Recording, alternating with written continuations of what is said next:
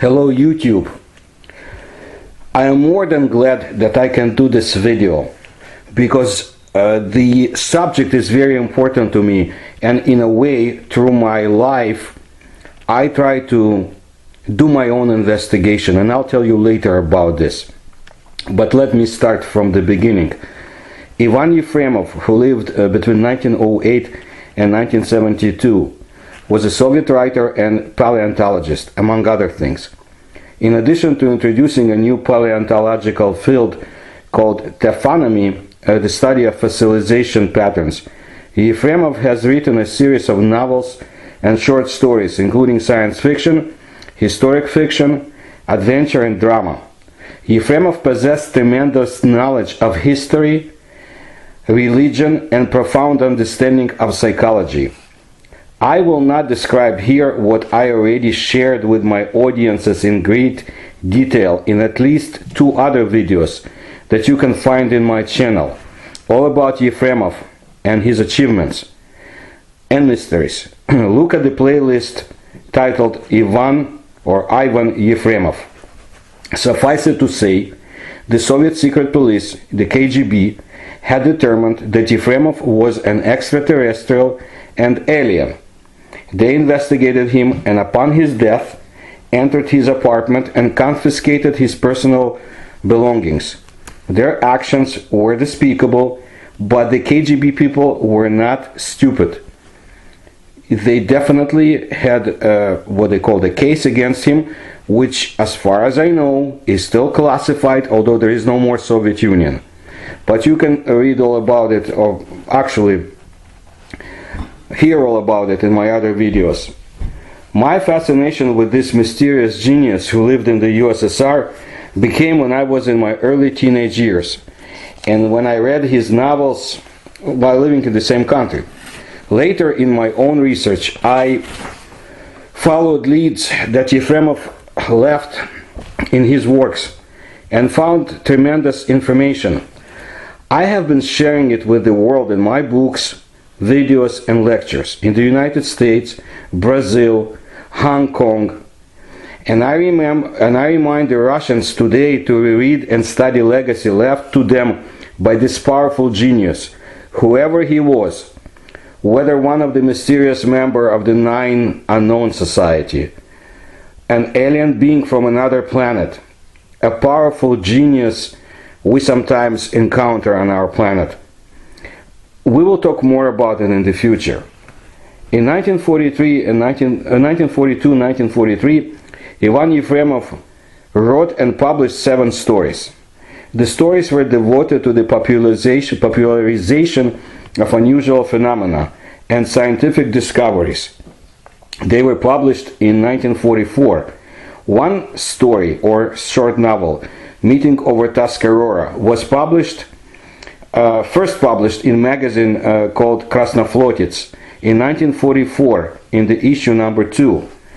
One of the most striking works of Ivan Yefremov, in my opinion, should be considered this story. After all, this work is really impressive and makes you wonder whether this story is reality. Now, I had no doubts after my continuous research of Ivan Yefremov's writings and his life that this is a reality. As soon as you read this story, you do not expect it, but you begin to dive into this era and the events of also ancient times. You start to feel the breath of the sea and everything related to it. And you really start to believe that in the bottomlessness of the oceans, well, you can find things. And the seeming serenity and tranquility of the ocean keeps in itself a lot of mysteries and enigmas, which are not so easy to solve. And this serenity sometimes presents such surprises that it is breathtaking, and sometimes it becomes terrifying. In general, this fascinating story or short novel is read basically in one breath, and it is simply impossible to break away from it. Yes, it fascinates, but it is really not fiction. One of the main protagonists in the story is Evgeny Nikolaevich, the first mate of the Soviet steamer Komintern. He likes to read and reflect. He is decisive and brave. He likes rum. He knows English well. I am certain that Ivan Yefremov incorporated some of his experiences into that Yevgeny Nikolaevich narrative. Just know this fact from the Yefremov's biography. In 1923, he passed the exams for the navigator of coasting at the Petrograd seafaring classes, lectures, and after graduating from school in the spring of 1924, he went to the Far East. Having sailed in 1924 as a sailor to navigate the Pacific Ocean with the protection of Captain Lukhmanov, the future paleontologist returned to Leningrad and enrolled in Leningrad State University in the biology department.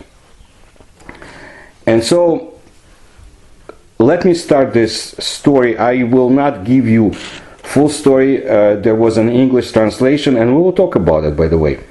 But it's available. But let me tell you most important. In 1926, Soviet steamer Comintern suddenly stopped its course at the Tuscarora Depression near the Kuril Islands. What a surprise to the captain. It turned that the cause was not the reef. The ship's screw got stuck in the hull of a sunken old ship from the 18th century. The vessel was Saint Anne or Saint Anna, and it went down in 1793. The first mate with the diver had to go down to the sunken ship to help release the ship free from the hull of the ancient ship. Captain Jesselton's notes were found in the ship's wreck in a sealed bottle, describing the causes of the ship's death and some of the research carried out by the captain earlier. He claimed that the water from the depth of the sea could have rare properties. For example, strong wound healing, living water. Ephraim Jesselton, owner and captain of Saint Anne, he was courageous, solid, inventive, engaged in the transport of goods in order to earn money for his research of ocean's mysteries.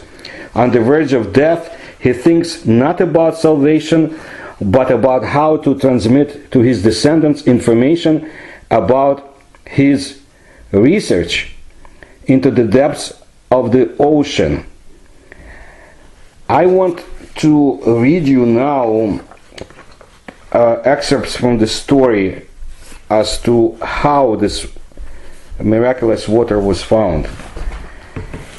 Let me start with this. It begins with the Soviet sailors looking at what they found down below. In concentration and silence, we fixed our attention on the remaining bits of the manuscript. The handwriting was the same, but the letters were smaller and much more even. Apparently, this manuscript was written during a calm period of uninterrupted thinking, and not when the captain was facing approaching death. To the disappointment of us all, it was quite impossible to read even these pages, which were only partially ruined by dampness. The ink had faded, and what remained was smudged, and further, it was beyond our powers to decipher words written in a foreign language, with old-fashioned, unfamiliar turns of phrase and terminology. We separated the pages, which were still readable. They were very few, but luckily in consecutive order. They were preserved because they were right on the inside of the roll. And in this way we managed to assemble a short but complete portion of the manuscript. Even now I remember its contents. The fourth measurement of depth was the most difficult. The derrick was creaking and bending. All 50 men of the crew were completely exhausted with working on the winch. I was very pleased with the strength of the timbers and satisfied that all my labors to build an incomparably strong ship for cruising the roaring 40s had been justified. After 4 hours of very hard work, the bronze cylinder appeared on the surface. It was my invention for taking samples of different matter from the bottom of the ocean. The mate turned the derrick inwards, and the massive cylinder swung over the deck. From under the lock, a little spray of water trickled down, squeezed by the enormous pressure inside. At this moment, the bosun changed the position of the brake lever and unfortunately knocked over a man by the name of Linham, who had bent down to pick up a coil of rope. The blow on his head behind the ear knocked him unconscious. Blood poured from the gash. His eyes and white lips showed that the wound was serious. Linham fell under the cylinder, and the water trickling from it wetted his wound. When we reached him and lifted him up, the bleeding suddenly stopped. After less than an hour, Linham came to. He made extremely good progress in a surprisingly short time, and only later complained of headaches as a result of the shock to the brain. The next day his wound was completely healed. At first it never occurred to me to connect the unheard of speed of healing with the water brought up from the ocean's depths. But the sailors jumped to this conclusion immediately, and a rumor about the life-giving water which the captain had found at the bottom of the ocean soon spread around the ship. In the morning the seaman Smith came in and asked me to cure an infected wound on his hand. I wetted a handkerchief in the water brought up yesterday and gave it to him. I continued my analysis of this water. The specific gravity was much higher than that of the ordinary sea water. The color, which poured into a transparent glass, was also unusual, bluish gray. But in other respects it was exactly like seawater, even the taste was the same. I poured the sample into a bottle with the intention of giving it to a scientist friend of mine, a chemist in Aberdeen. When I had finished my work, I suddenly felt an increase of vitality, strength, and peculiar well-being. I attributed this to a drop of the water I had swallowed, and seemingly I was not mistaken. And Smith's wound healed in 2 days. From this moment on, I kept a bottle of this miraculous water in my cabin all the way to England, and cured not only wounds but also stomach troubles with great success. We took this sample from the very bottom of a large circular depression in the ocean at, and I will give you those coordinates later on. This is Paul Stonehill. And the manuscript had another addition. The depth was 19,000 feet. And the captain added that this was my second discovery in the depths of the sea. Up until now I had considered most important the find of some red crystals of strong acidity at the depth of 17,000 feet and a point due northwest of Cape Hurricane. So we will stop here with this excerpts and continue. A few years later, after the discovery made by the Soviet ship, the first mate accidentally meets Ann Jesselton while the ship he served on stopped over in Cape Town, in what is today South Africa. In a bar frequented by seamen, the first mate had an unforgettable encounter. He heard Anne sing there, and here's the excerpt from the story. But when the name of the ship, Saint Anne, reached my conscience through the sounds of a rocking melody, I strained my ear and attention to follow the last tempo of the song.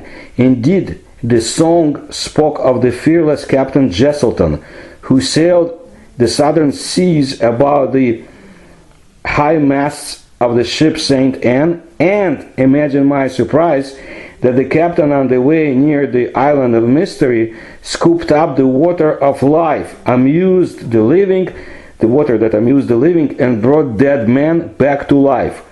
But then the captain disappeared without a trace with his ship. The song was over, the girl bowed and turned away.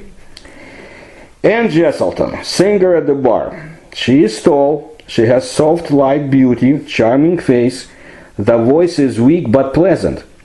A tired paleness of the face indicates an unhealthy life.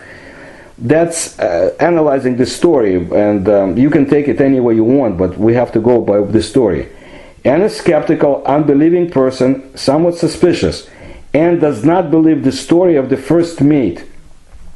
about the encounter with Saint Anna that the Soviets had back in 1926. The incredible meeting of the first mate with Anne is fruitless. This took place in Cape Town, okay? I would say back in 1930 probably. When the Soviet officer asked her a direct question about her parents and her relationship to the captain of whom she sang, Anne's mobile face suddenly changed and became unfriendly and haughty. At the end of their encounter, Anne became a little friendlier but did not give clear answers to the Soviet officer. When the ship where Yevgeny served, the Yenisei, left Cape Town about 4 hours later, a radiogram came to the ship.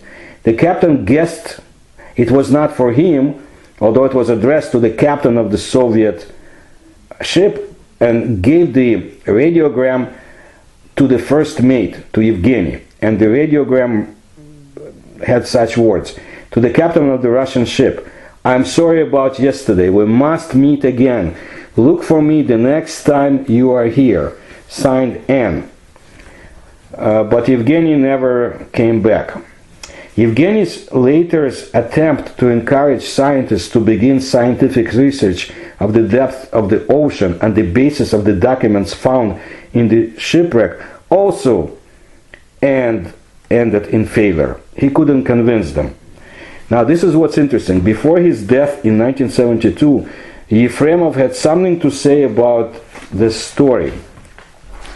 Something more to add. He wrote the following in September of that year, of 1972, while he was staying in the Novodarino village. The problem of heavy water accumulation outside thermal mixing at the bottom of the deepest ocean troughs or trenches in the story meeting over Tuscarora remains open. No decisive evidence has been obtained either for or against. Just as Ivan Yefremov, I have been fascinated by Africa, especially southern Africa. In the late 1980s, I had a chance to spend some time there, including stay over in Cape Town. I did not find any Jesseltons there. I looked, and those who were aware of the story, there were none, but I had limited time to do my research. And I had other goals too, and I was looking for a few other things. And I believe those also that are connected with the story, they do not make themselves readily available. Years ago, I heard of a hypothesis that Anne was Jesselton's wife actually, that she felt the effects of the water from the depths and remained young, but without her husband. How she got this miraculous water, we'll leave it to further investigations, if possible. But why would she sing about the water of life in a bar frequented by sailors? See, there are too many unknowns, but she may be one of those mysterious immortals that exist on Earth century after century. What, you have not heard about them? Then I have something to tell you in one of my future videos. Some very interesting investigation that took place in the Soviet Union, but has nothing to do with this story. Yefremov might have concealed clues in his stories. I just do not know about it and do not know how to look for them more than I have before. But I'm sure that others have looked for them. And by the way, according to the story, the first mate of the Soviet ship, he took possession of Ephraim Jesselton's notes, and he had them with him, Yevgeny, in his cabin aboard the Yenisei when he visited South Africa, and told Anne in detail about how his comrades discovered the wreck of Saint Anne and what was revealed in that manuscript. So you have mystery upon mystery. I've heard of an analysis of this story that finds out hidden, concealed messages, but it was a very obscure research, and who knows what happened later on. To me personally, because of my interest in Africa and in everything Yefremov was doing. This has a personal meaning. And I hope that this does something for the humankind, if such water exists. As for the coordinates, here they are again. Jesselton's crew took the water sample from the very bottom of a large depression in the ocean, 40 degrees 22 minutes south latitude, 39 degrees 30 minutes east longitude. The depth was 19,000 feet. By the way, in the English translation of Yefremov's stories that was published back in 1958, the coordinates were not given as presented in the Soviet editions of his books. I don't know if it was just an error. Most likely it was done, if it was done intentionally. I'll leave it at that. In my opinion, Yefremov wanted to inform the humankind about this incredible resource present on our planet. He knew quite a lot about our planet.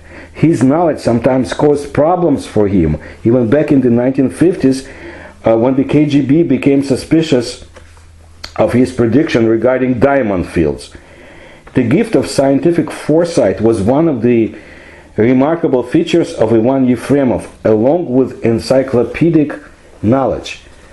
For example, the writer predicted that there are diamonds in Siberia.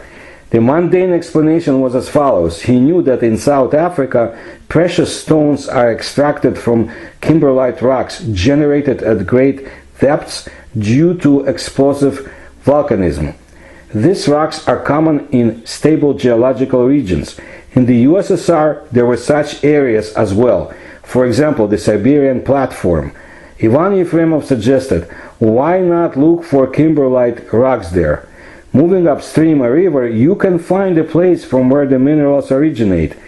This is where diamond kimberlites may be found. These deductions are described in detail in Yefremov's short story Diamond Pipe, published in 1945.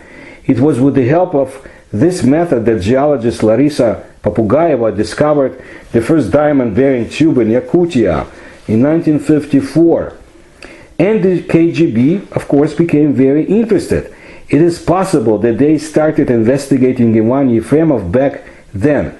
And of course, they and those who inherited their archives and files know much more about him and his discoveries than I or any other researcher.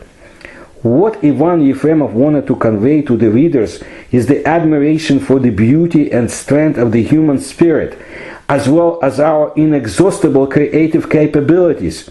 Ivan Yefremov was sure that we're not alone in the universe, completely sure. And life, wherever it occurs, will necessarily go through a similar evolutionary path and unite with other civilizations. Why he was sure about other advanced humanoid and other civilizations in the universe is something that I hope we will learn one day. I need to add that I found that his novels actually have a positive and healing effect on people. And at least one person who is dear to me and needed help, it helped that person. And whether it's in the words or how he put them together, but the psychological impact, the healing effect was tremendous. Let's hope that one day one of the new high-tech billionaires will become interested in this story. This discovery may be more important than artificial intelligence, and at least it will not harm humankind. This may be just what we need to bring healing to people and a chance of immortality for all of us. And then Captain Jesselton's endeavors will not be in vain. Thank you, and stay tuned for more videos.